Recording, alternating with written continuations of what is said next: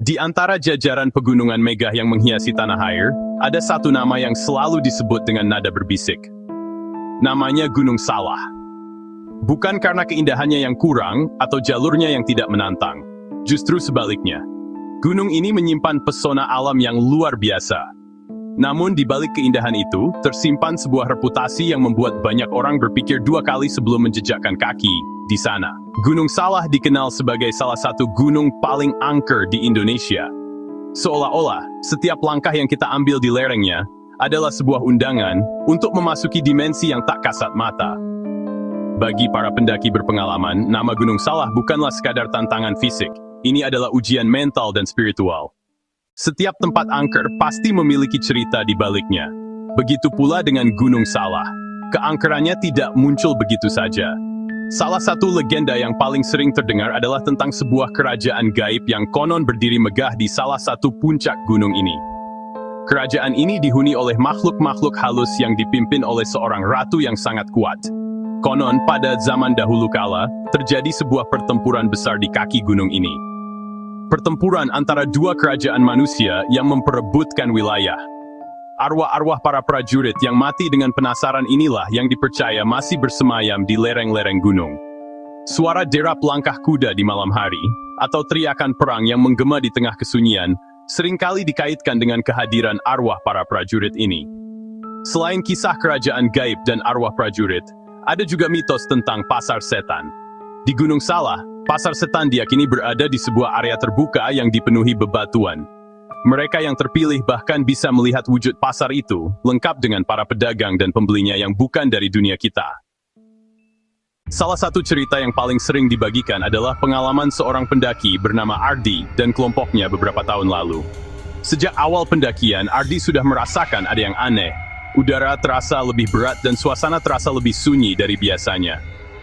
Kejanggalan dimulai saat mereka beristirahat di salah satu pos pendakian.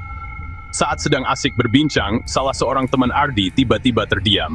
Ketika ditanya, ia hanya menggelengkan kepala dan berkata, ia melihat sosok wanita berbaju putih panjang dengan rambut tergerai sedang mengawasi mereka dari kejauhan. Awalnya, yang lain menganggapnya hanya kelelahan. Namun, Ardi tahu ada sesuatu yang tidak beres. Ia bisa merasakan perubahan energi di sekitar mereka. Puncak keanehan terjadi ketika mereka hampir mencapai puncak. Hari sudah mulai gelap, dan kabut turun dengan sangat cepat. Tiba-tiba, Ardi yang berjalan di barisan paling depan, mendengar suara gemericik air yang sangat jelas. Anehnya, tidak ada sungai atau sumber air di dekat jalur itu. Saat ia berbalik, jalur pendakian dan teman-temannya sudah tidak terlihat, tertelan kabut tebal. Yang terdengar hanyalah gema suaranya sendiri, dan suara tawa cekikikan seorang wanita dari kejauhan. Dengan sisa keberaniannya, ia duduk bersimpuh dan memohon ampun dalam hati.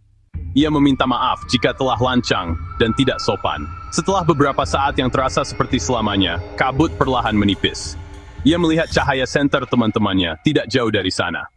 Malam hari di Gunung Salah adalah saat di mana semua cerita mistis terasa menjadi nyata. Suasana berubah 180 derajat. Udara menjadi jauh lebih dingin, menusuk hingga ke tulang. Kesunyian begitu pekat, seolah bisa menelan semua suara.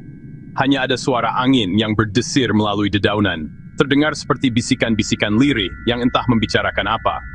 Terkadang, dari dalam tenda, mereka bisa melihat bayangan-bayangan aneh yang melintas di dinding tenda, terpantul oleh cahaya bulan atau lampu senter. Ketika mereka memberanikan diri untuk mengintip keluar, tidak ada siapa-siapa.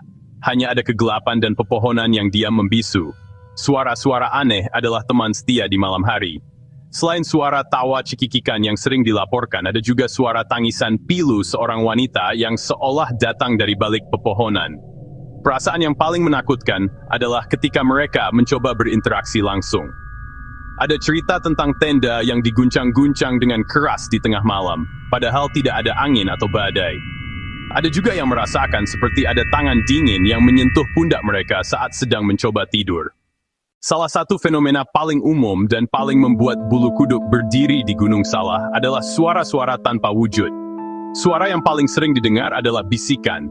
Bisikan ini bisa terdengar sangat dekat di telinga, seolah ada seseorang yang sedang berbicara tepat di samping kita.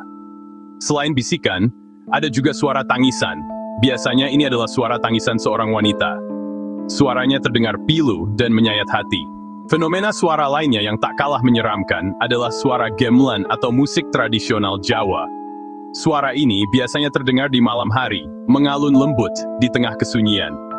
Suara gamelan ini sering dikaitkan dengan keberadaan kerajaan gaib yang ada di gunung tersebut.